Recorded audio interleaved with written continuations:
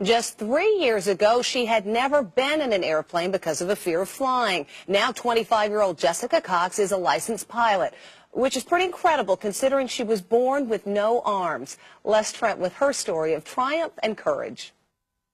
This pilot is flying with no hands, literally. Jessica Cox is the nation's first and only licensed pilot who has no arms. When I tell people that I'm a pilot, they're like, what? Jessica was born without arms, but she can do almost everything with just her feet, from putting in her contacts to texting her friends on her cell phone, even playing the piano.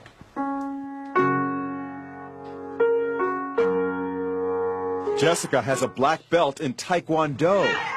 She makes a living as a motivational speaker, but always had a fear of flying.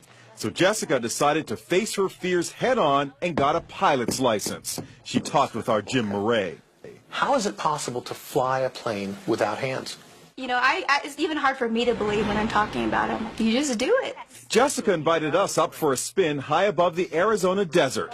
Her lucky flying shirt reads, "Look, Ma, no hands." She showed us how she controls her plane. And I would have my right foot right here on the yoke, and my left foot here on the throttle. And I'm using my big toe to push on the push-to-talk switch. So you feel perfectly safe? I do, yes. Is there any issue of safety at all? You know, there's not. After, an hour, just like driving with her in a car after an hour or so, you don't even really realize she has no arms. Our cameras were mounted inside the small plane to see Jessica in action. Watch as she takes off. Jessica uses her left foot to control the throttle. Then her right foot pulls out the wheel as she lifts off.